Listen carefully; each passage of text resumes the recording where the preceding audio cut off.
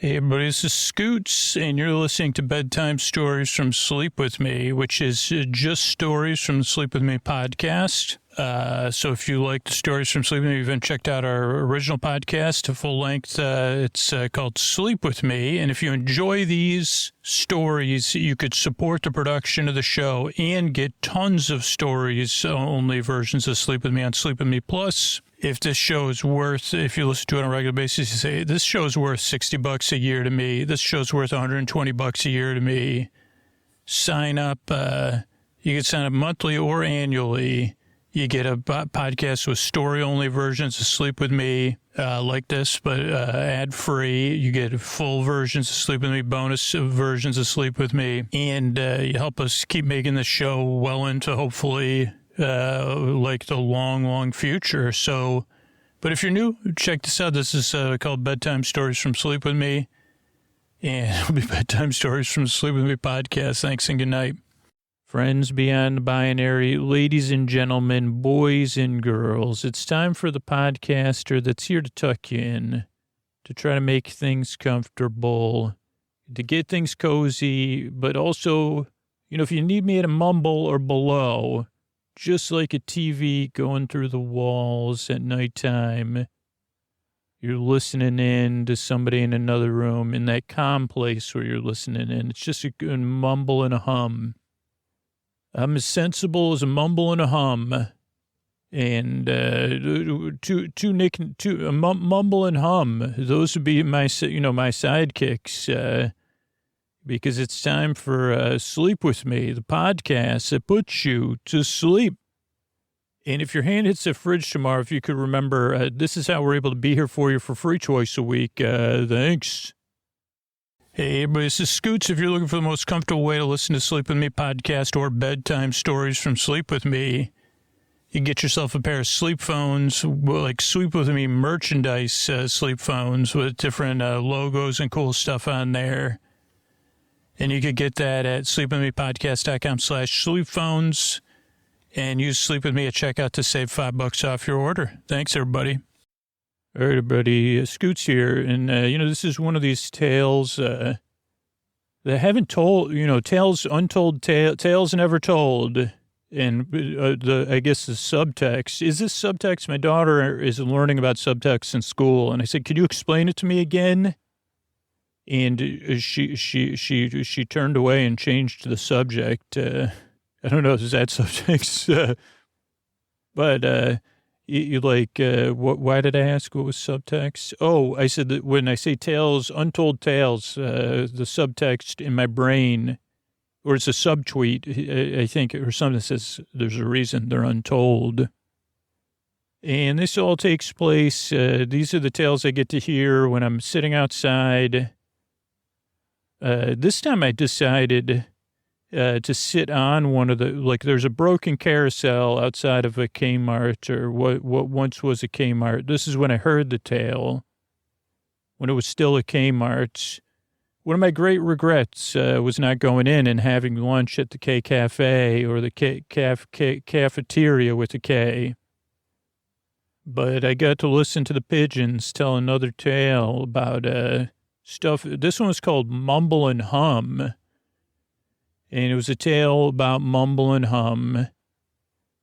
And also, I guess I got to explain that this will also be a Carole King episode, though through a new method, which I have to further explain, which is, what it was. So there I was, because I was telling the pigeons. I said, before you tell it, could we have this tale be influenced by Carole King?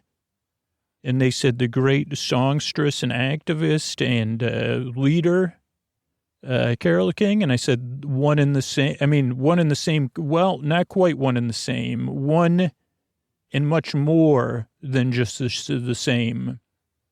And that got the pigeon's attention because I said, what about this? How about this? I tell you the tale of Mumble and Hum through the spiraling tresses of Carole King, spiritually, quite the spiritual tresses of spiraling tresses. They said, you missed your alliteration there. And I said, I never thought I'd say, wow, I feel understood, but to anyone, but particularly I never thought I'd say this to a pigeon. I thought, I'd only say, don't drive the bus or whatever. Sorry. I guess I thought I'd work. I thought about starting an assertiveness training course. Well, I didn't. I just thought of it now. But what if is that what don't let the pigeon drive the bus is teaching us? Assertiveness? You say, I'm sorry, pigeon. I cannot allow you to drive this bus because you're a pigeon. I know you desire to drive the bus, and I know I always desire to drive the bus. Sorry, pigeons. I was explaining Carole King and my connection to Carole King. I also have a connection to Carole Kane, but this is different. So once upon a time, in an era maybe called the aughts, or maybe it was the tens. I don't know. No, I think it was the tens. Was it the aughts? I'm not sure. But there was something called an iPod, which is now comes kind of built. Well, now you stream stuff, but it used to be all your songs were on all the songs you owned. You didn't rent songs back then or pay a generalized fee to access the songs. You had your music. It was a different era. It was in between. It was an era. It was a short era, actually, but it was part of an earlier era. So you owned your music in some sense, and you could put it on a device called an iPod, and it could hold like thousands of songs. Maybe, I don't know, maybe 10,000, maybe 1,000, maybe 100,000. I have no idea. And eventually they went from like hard drives, platter hard drives, to solid state hard drives, which were smaller, or they were called, I don't know, is that flash memory? I don't have a lot. My memories are gone in a flash. But so on my hard drive, which was platter hard drive, I had all my songs. Okay. We get that much. And there was an algorithm, I believe. Now, some have told me I'm incorrect, but I like to shuffle my music because otherwise I overthink it, or I stay in my comfort zone, whatever the comfort zone of that particular day happens to be. And so I would shuffle things, and then, what I believe, and I developed a belief system based on this, but I believe it to be true, and not just a belief, is that every time you shuffled it or listened to a song outside of the shuffling process, the iPod algorithm would note it and say, okay, let's just say the Starboy didn't exist back then, but it said, well, Scoots has listened to Starboy, 8,000 times. And he's listened to Sacrifice 4,000 times. Maybe we'll recommend this related track to him. But we'll definitely, if we're going to randomize out of 1,000 songs, we'll definitely play, or 100 songs we'll play, like the Starboy would be more likely to be played than Sacrifice, but both would be highly likely to be played within a randomization of 100 songs. But in this case, it wasn't The Weeknd, it was Carole King. Somehow, Carole King, in her power of song and joy and engagement with the world was so powerful, it invaded the algorithm within my iPod. And what's a miracle about stuff like this is that then it invaded the algorithm within my heart that keeps my heart locked up, in some sense. And if at some point I became to accept it, so that every fifth song would be a Carole King song, even though, and this is why it's spiritual or beyond my understanding, if you're more comfortable with that, was that I intentionally chose to keep repeating these Weeknd songs recently or over the past 6 years, but I never intentionally chose Carole King. It's like we chose one another we randomly chose one another, or someone out there said, beyond my understanding, said, if Carole King's bringing the message, Scoots will eventually get it. And so I became willing to turn the algorithm of my iPod over to Carole King in her powers beyond my understanding. And I've had a lot of adventures since then, hitting randomizing and pressing play. And I've said, well, like a lot of the stories of the show that I've discovered have been through that. And now we move on to a new phase of Carole King has physically invaded. I've let her in even further. And so I have in my lap here, pigeons. This is what I was saying to the pigeons, listeners. Sorry. I have in my lap, what are these 45s? I don't even know. They're the single records. I think those are 45s, or they're 33s. I'm not kidding. I'm not even joking and trying to be facetious. And I found, occasionally I have an opportunity because there's jukeboxes out there, right? And people, so there's, you can buy random lots every once in a while of jukebox records for low price because the people take out, the records that say, so you're just getting random records. So I just opened a pack of random records. So our story is in the hands of Carole King. The story. So without further ado, pigeons and you listening, dear listener, once upon a time, there was a mumble and there was a hum, and they played out in the universe, free floating. A mumble that's you can hear that at the same time. The hum coming from my upper palate, in the interesting that the mumble is coming from my chest and my throat, and they work together. And it was this strain moving through the universe. And believe it or not, it's always there because you can just make it and say it. And if you ever know somebody needs post-crying, usually about 15 minutes after somebody cries, this is a good time to introduce them to the back padding version of Mumble and Hum, or just hum. You could start having them just hum and you pat their back, and then it becomes a sound that's probably not conducive to sleep podcasting, but you know it. And if you haven't experienced it, I'm not kidding. I highly recommend it. Is to just let them go and you pat their back, and it makes a syncopated sound, as that might be the way to describe it. And it was one time I had forgotten the power of Mumble and Hum when I was patting someone's back who had just finished crying, because they said they had just said to me, it's my party and I'll cry if I want to. And they said, you would have cried too if it happened to you. And I said, okay, they had already cried. So they said it was their party. Then they said they'll cry for what they want to. Then they cried. And I said, okay, I'm here. Go ahead and let it out. Would you prefer to be held, or would you prefer to lie next to me or sit across the room as you cry? Okay, I'm here. Yeah, I'm here. Go ahead. Let it out. It's okay. Let it out. It's just let it flow.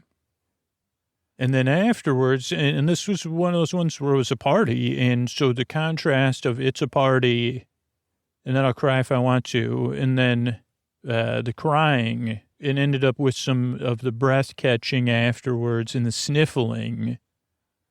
And then normally, say, hey, what if we do some groaning and back patting or humming,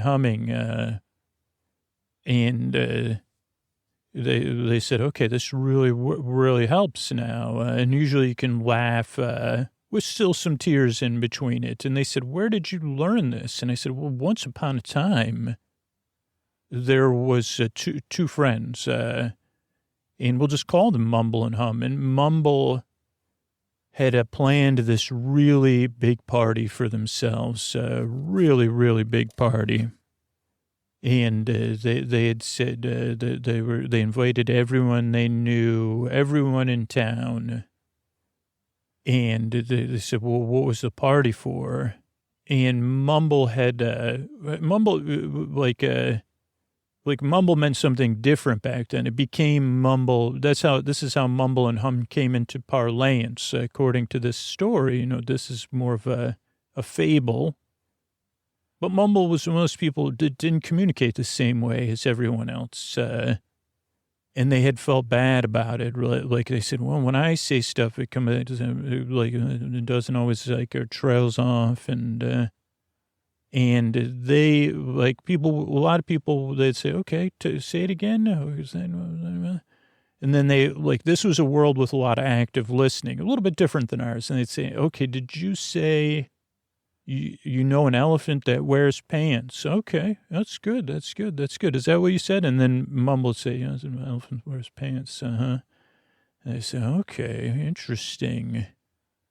Like, is that a metaphor, or do you really know an elephant that wears pants? And that's just kind of an example of sometimes Mumble, they understood Mumble, sometimes they didn't. But Mumble was always aware that, Mumble was one of those few people that's talked in a second, and like that, mumbling. And some people would say, you got to speak clear, or think about what you're going to say and then say it, or please don't mumble. They would, and Mumble said, this is just like, I don't know, this is, and it wasn't easy, right? Mumble would mumble, and then Mumble was finally one day, Mumble said, I'm going to stop mumbling. From this day forward, I'm going to stop mumbling. And Mumble had a friend named Hum that would always be there to soothe Mumble and not give Mumble advice. It just, Hum would say, like as Mumble said, really tough. No one understands me. I'm speaking for Mumble, not in Mumbles here. I say really hard. No one understands me. I don't feel like I quite get this thing, communicating like all these other people, judging your insides from your outsides, outsides from your insides, that whole thing. But Hum would always, mostly just that, And they went back and forth, and Mumble said that like Hum would talk sometimes, but mostly Hum would try to guide. But the one time Hum said something that said, sometimes I look in the mirror and I say, you're the only one that could make me feel these strong feelings that I don't necessarily like to feel. And now what Hum didn't know is that, Mumble still had to go on a journey. So Hum was trying to help Mumble. Mumble still had to go on a journey. But it planted that seed. It said, okay, so you're the only one that can hurt me.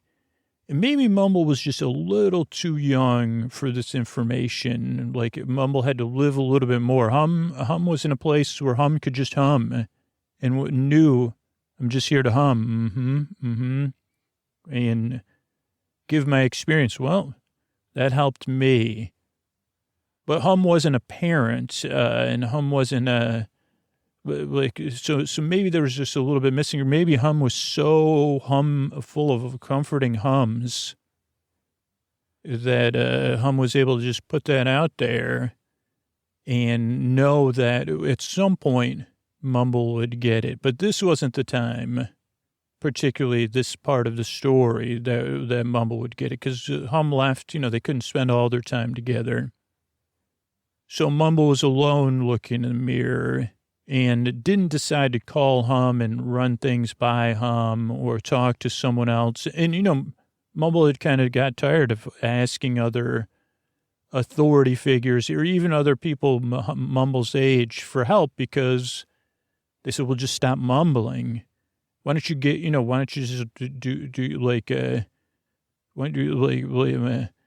Mumble didn't know there was podcasters that could actually have trouble communicating, and it was okay. Didn't always feel okay, Mumble, but so Mumble thought that Mumble would look in the mirror, and instead of sparking that humming comfort at first, it sparked something different, a different strong feeling.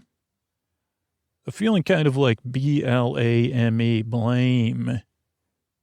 And Mumble started to look in the mirror and said, well, this is this is me. This is like FAULT kind of thing. You're making me feel this way. You got to change. But Mumble did have like one extra piece was like, okay, well, I have always been, like these adults. I don't like how it feels when people don't validate my mumbling and how I communicate, or they don't just sit there. I like it when Hum sits there and just hums and accepts me.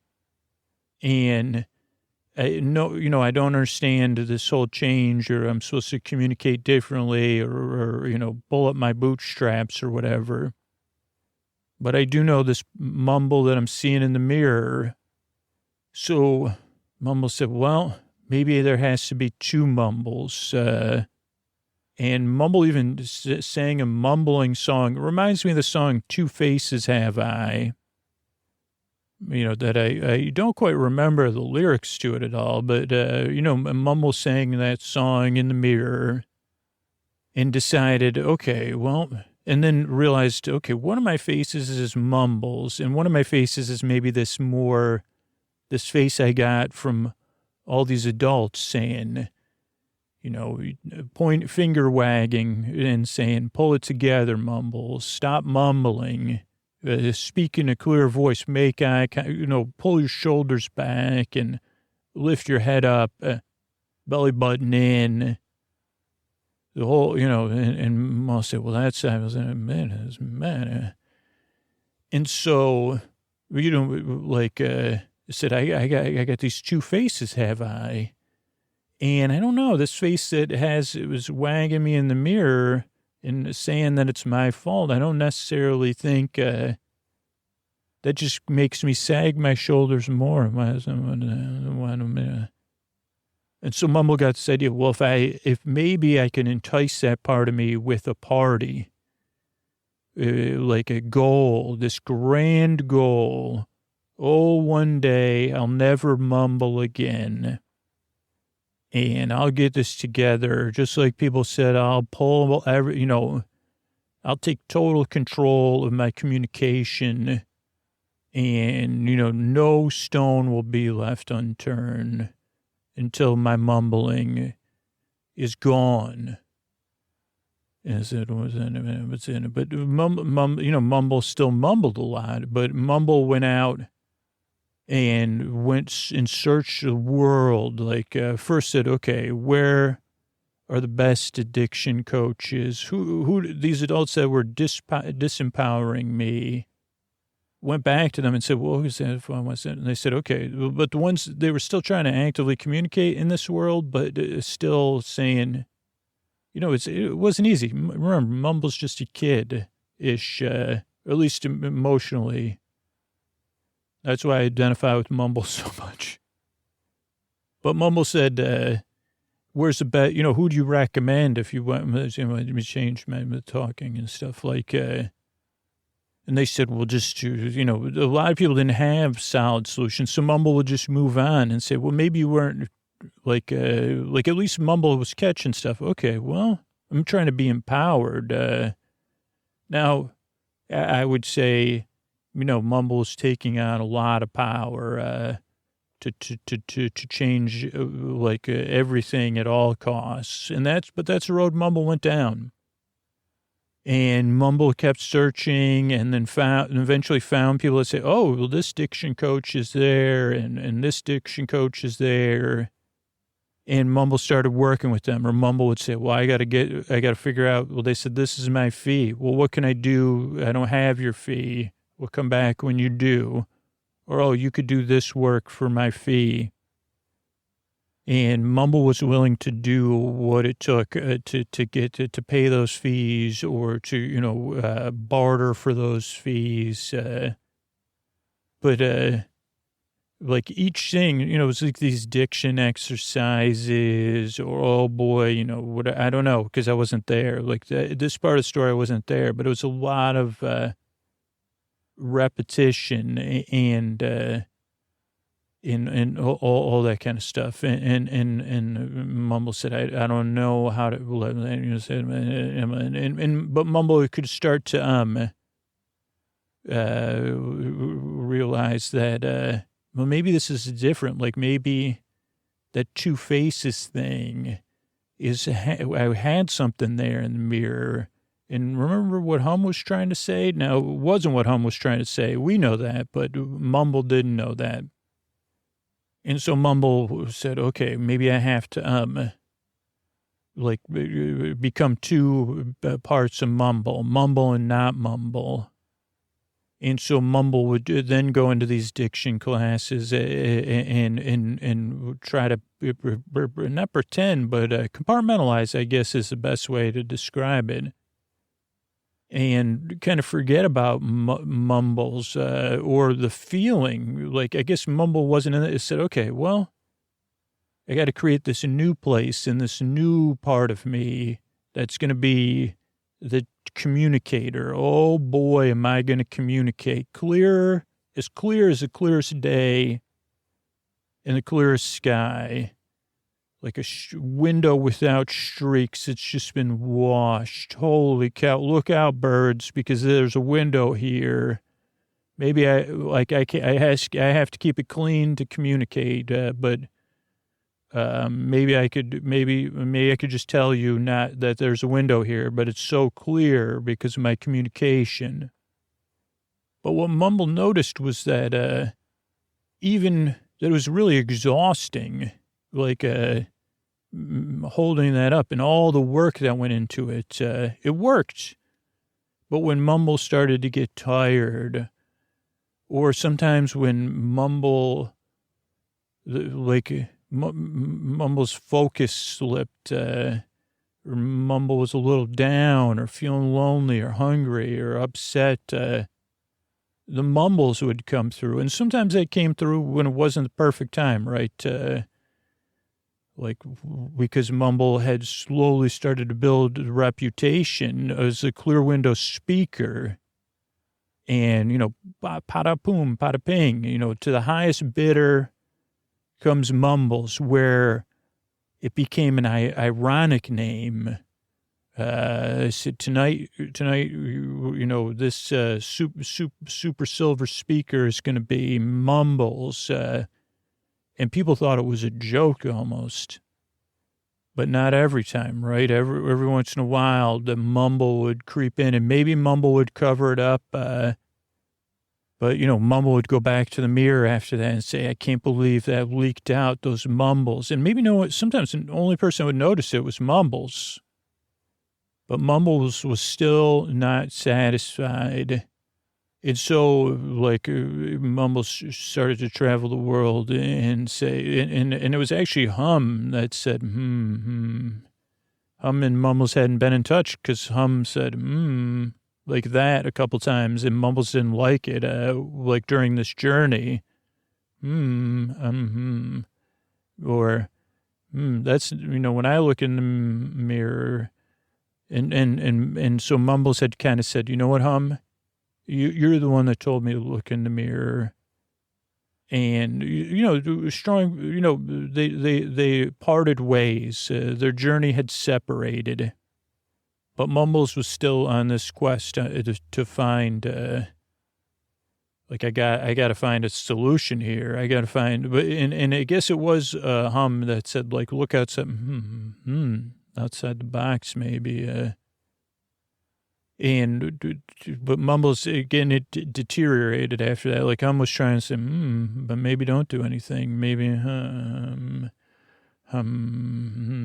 sounds tough. And so I guess I'm realizing the pigeons are resting, but I'm not sure this humming and mumbling how to play out in the episode, but it'll be fine. I'm here to keep you company, right, and tell you this story about Mumbles. So Mumbles was searching the world, searching so hard because of the H-U-R-T inside. I said, I gotta get this hurt dealt with, right?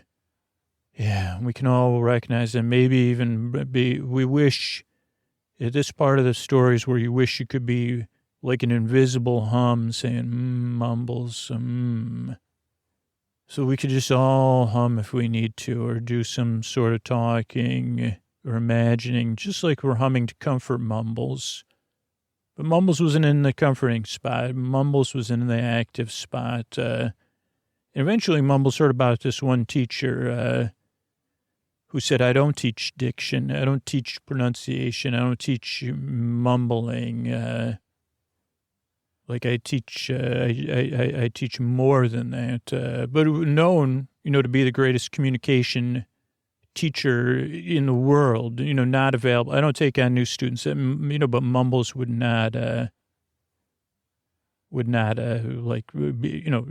I'll sit outside of this place, for as long as it takes till I can communicate clearly.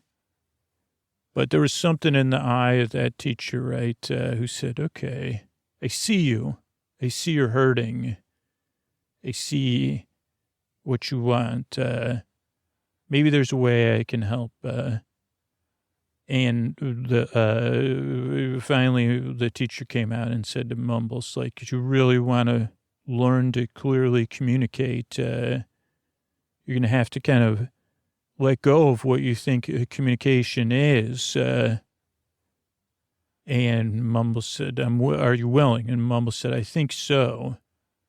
And like a lot of other teachers that use confusing methods, this teacher was big on that. And the teacher gave Mumbles this giant ball of string, gigantic, it was a ball, like a ball of yarn, but like that you would have to scoop your arms to carry it around.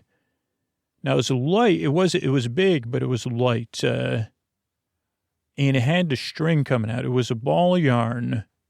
I don't know what it was made from, but, it wasn't like, as long as it was dry, don't get it wet. Then Mumbles had to take a break. But it had a string, like where I don't know how you make a ball of yarn, but usually what it had about, so if you picture yourself, I guess, as Mumbles, you have this giant ball of string scooped in your arms, but dangling down right about just past your knee, if your arms are scooped in above your hips by about 6 inches, maybe just 6 inches below your knee would be the string from the yarn. And the teacher said, please don't drag that string around. And Mumbles said, okay. And then the Mumbles said, what's next? And the teacher said, I want you to go north to Alaska. And Mumbles said, is that a metaphor or the truth? And the teacher shrugged and went back inside. And of course, Mumbles went through this thing of like feeling stuck, right? First Mumbles said, was still holding the string or the ball of yarn, but yelling at the door and calling for the teacher to come out, getting tired. Now, the Mumbles also did think about it and said, okay, the teacher didn't say I had to carry, it just said don't drag the string around. But apparently I had to carry the string wherever I go, this ball of yarn wherever I go without dragging the string around. So it's not like Mumbles had to carry it 24/7. But that was so that was like a part of the story that was like not even too dull for a sleep podcast. But it was a few days where Mumbles would carry the string at first and yell through the door, and the teacher would say, north to Alaska, please don't drag that string around. Please don't drag the string around, north to Alaska. And Mumbles was frustrated, but finally Mumbles gave in and said, okay, whatever that means, I'll head north to Alaska and carry this, try not to, please don't drag the string around. And Mumbles was just started walking, of course, and, went through a journey. And like a lot of great tales that are in this particular genre, it was walkable. It was a walkable world. And it had hills and it had valleys, it had forests and rivers, towns and streams and small cities, farmland, mountains, and just weather that was suitable for the clothes and the bag that Mumbles was carrying. And Mumbles would go into town, and now Mumbles also, like, if you're carrying a giant ball of string, you kind of eventually, you can't put it down to rest, but if you're carrying it, you could kind of move it around, which Mumbles would do. Mumbles would put it on Mumbles' shoulder, or then it would shift to the other shoulder, and then it would do the scoop, or Mumbles would try to hold it under Mumbles' arm, but that was like dangerous because the string would get close to touching the ground. And Mumbles knew somehow in their mind that if that string touched the ground, that was it for the lesson that Mumbles was supposed to be learning from this great wise teacher of communication. But so Mumbles would go to these towns carrying this ball of string. Now, the thing of the string was that it was so big that it was like depending on how you're holding it, it could obscure your vision. Now, Mumbles would eventually, if you were holding it in the most comfortable way, your hands would be against your abdomen, or at least this is Mumbles' opinion, and you'd have it scooped in your arms like you were carrying a bundle of hay, because basically that's what you're doing. But then your vision would be obscured, and your mouth and your nose and just the bottom part of your eyes. So you could kind of make eye contact with people, but then if you moved it around, it was always awkward, I guess, and it would be awkward, and then people would ask about it, and but most people had a knowing glance. What are you carrying? Mom said, I got to I'm carrying the string north to Alaska, this ball of yarn, and yeah. But Mumbles didn't pick up on it right away, but it was like a lot of different. Of course, if you see someone carrying, if you're a pleasant enough, curious person, and you see someone in a walkable world carrying a giant ball of string, if you have an opportunity, I mean, you might not some of us might cross the street and say, "Hey, bub, what do you do? Where'd you get that giant ball of string? What are you doing with it?" And, children would say, "Can we play with it?" Or, kitty cats would follow Mumbles through town, and then people would follow the kitty cats, that whole thing. I mean, that's a whole nother thing. I mean, kind of dull, though. The cats would just jump at the string, but Mumbles would keep moving. And eventually Mumbles was putting off this vibe for the cats to be like, yeah, you could, but just be careful. Or Mumbles would put it up somewhere, and the cats would, just where the cat could just hit it. And Mumbles would hold it against so it wouldn't roll off. Nothing would touch the ground. And also whatever the yarn was made from, it would never get caught in the cat's claw. So it was adjustable. Again, Mumbles was continuing to adjust carrying the string and having a lot of conversations about it. And eventually what happened was Mumbles got, unexpectedly, Mumbles got to a town called Alaska, a really small town, and no idea because Mumbles was just following the road north, with signs north, and it was before, Mumbles said, "How am I going to even get to Alaska?" And then, people would say, "Oh, I'm going to Alaska." They say, "Don't worry, you'll get there fine." And Mumbles said, "Okay, maybe I will get there fine. It seems really, really, really far away. When I do look on the map, it's like thousands of miles. Luckily, it just happens to be the right time of year to go that direction. I don't know if I'll ever get there." Mumbles ends up in a town named Alaska. Doesn't even know it till Mumbles sees the sign coming into town. Small town, not on any map, known or unknown at this time. And Mumbles rolls into town and says, "Holy cow, what am I supposed to do now?" And just like people said, and some people would say, "Hey, come on, do this." Also, Mumbles would, eventually Mumbles started, the people with cats, would pay Mumbles. Or Mumbles would do, Mumbles figured out a way to pay the bills without the string ever touching the ground. And eventually, like, Mumbles said, hey, I was supposed to come here, actually. Like, and they said, and they said, the great communicator told me to take this ball of string and head north to Alaska. And they said, well, you're in Alaska. You're in the right place. And a lot of people would pat Mumbles on the back. And Mumbles never knew why. And eventually, like, Mumbles found some people, because Mumbles started to get down. They said, well, I can't leave Alaska.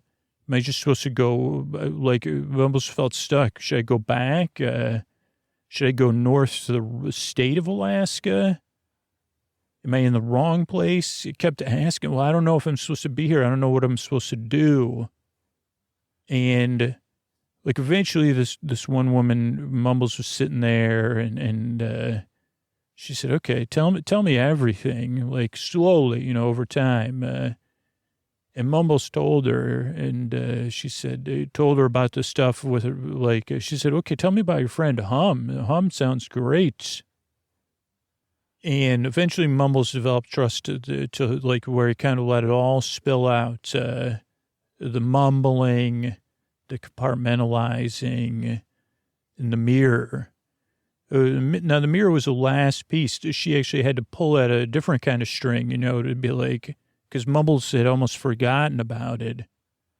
Now that Mumbles, and plus Mumbles had kind of fallen into this other version of Mumbles' self, like going around town, not doing that much communicating when Mumbles was alone, but then in town, I guess something about it, like, and Mumbles said maybe it worked that just by carrying the string and focusing on carrying the string, I'm able to communicate clearly. And the woman, she wasn't ready to she goes, I don't know, tell me more, keep telling me more. Okay, tell me what happened, let's back up, let's go back to that. And then that stuff with a mirror came out, and she said, oh, mirror. And she said, have you been up to the waterfall that overlooks the town?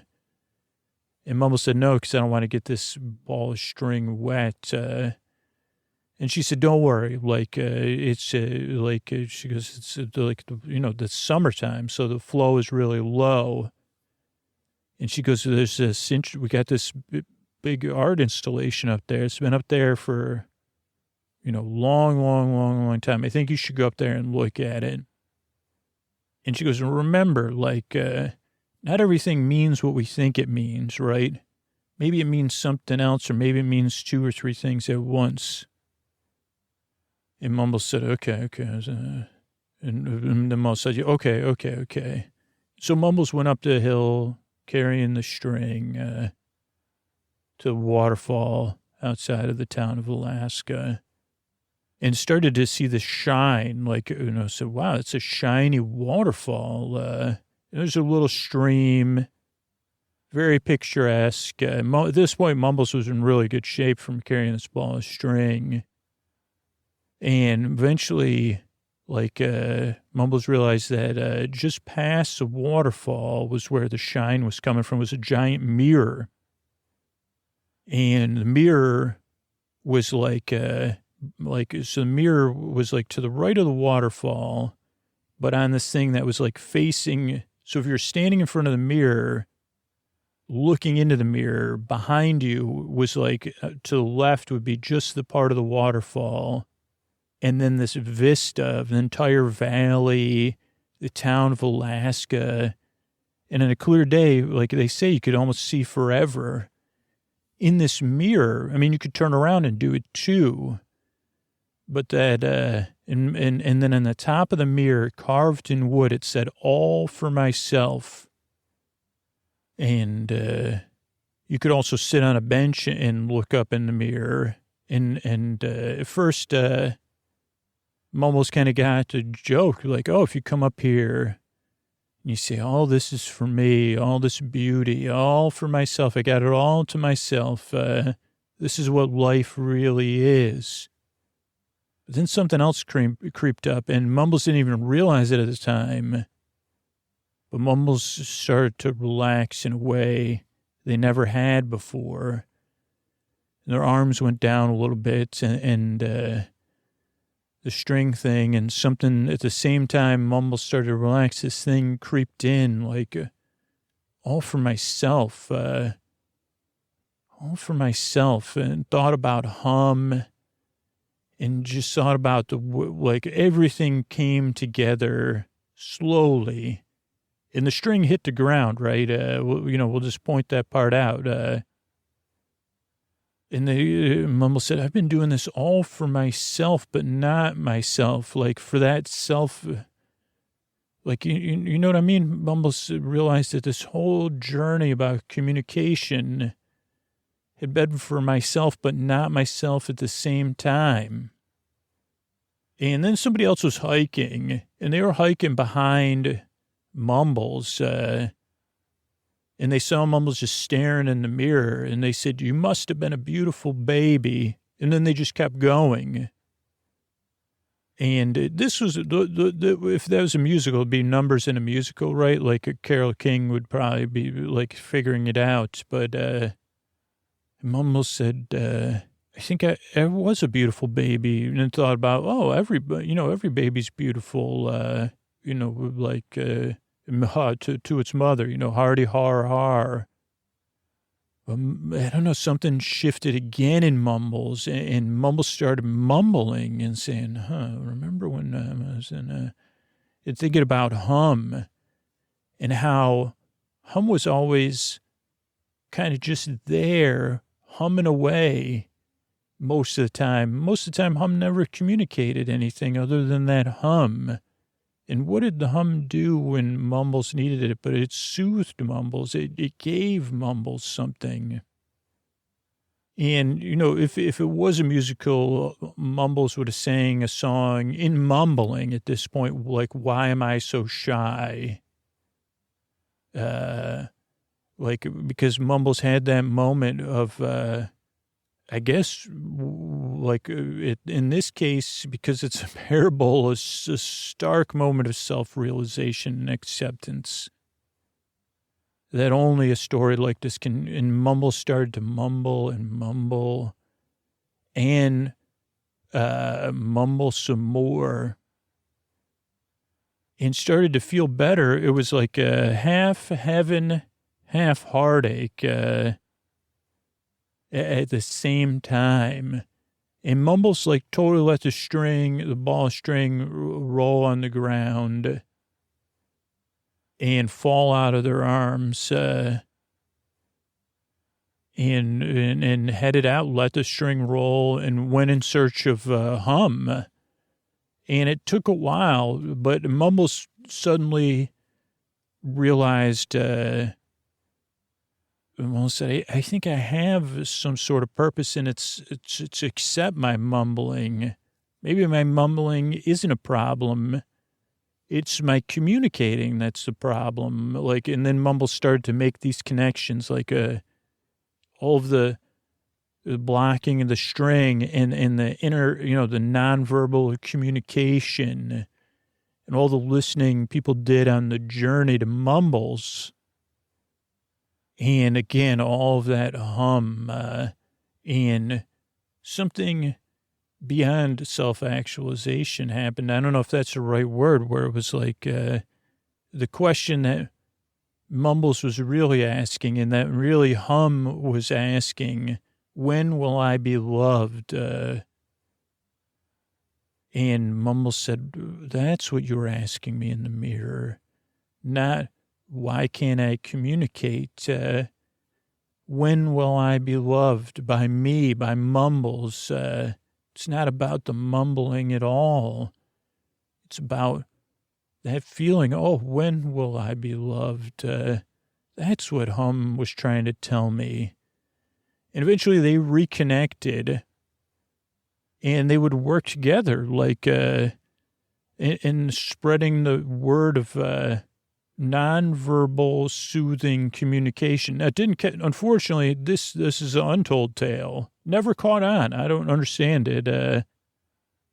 They tried the Mumble and Hum method. That was a book they published, and And then more mumbling and humming that they self-published. And yet another, the titles got longer and longer, like yet another dose of wisdom from Mumble and Hum. More mumbles, more how to hum. So that part didn't work out. But what did work out was they stayed dedicated. They knew their purpose then. Oh, I'm here to mumble. And it's not about my mumbling. People mumble. Some people don't. But I can mumble with a purpose.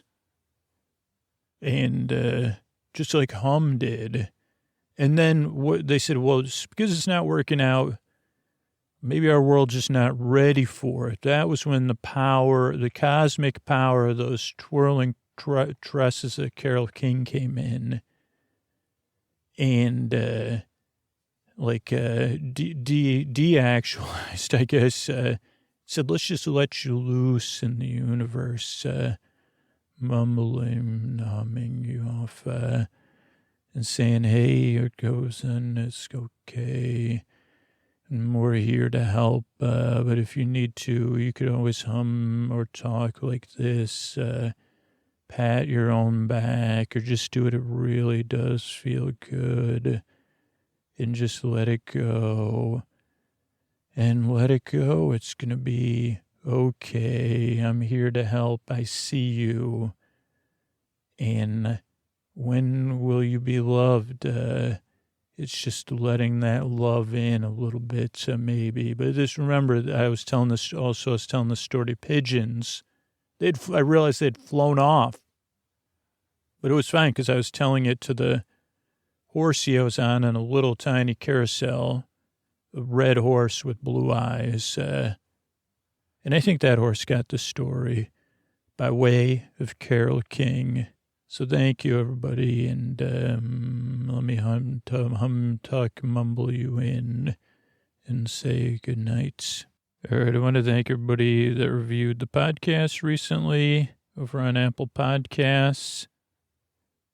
Let's see. Some people, they prefer ad-free show. You could get that on Patreon for sure, or other places. But yeah, the ads are what enable the show to come out twice a week for free.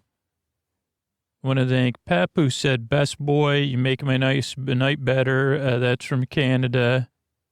It's said, I'm a sophomore in high school. I got 3 honors classes, and it's not easy. And that makes it hard to sleep. Thanks to this podcast, I've been able to get to sleep. And then KBZ says, I've been listening since 2014. I usually fall asleep in 5 minutes. Thank you so much. Cool Leah says A+, works well. I'll be out asleep in about 10 minutes. So one time I had a dream I was picking up a mermaid tail for Scooter and Sims. Thanks so much. And Anxiety No More says, great for anxious mind. I discovered this podcast when I was Googling how to quiet down my thoughts. I was dealing with a lot, and I'm going to become a patron because the relief I get is invaluable. So thank you so much. Thanks, everybody, for reviewing the show, supporting the show on Patreon, supporting our sponsors. That's how we're able to be here for you for free twice a week on every podcast platform.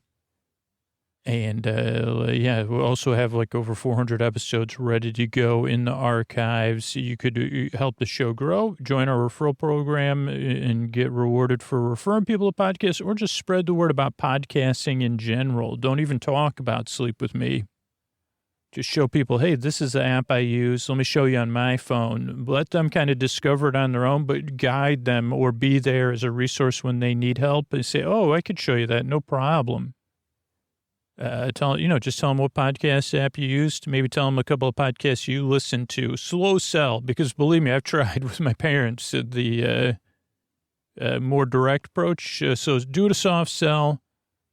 And here's a couple of these Tuck You In sponsors that we've been able to expand to those 400 more plus episodes in the free feed. Thanks, everybody.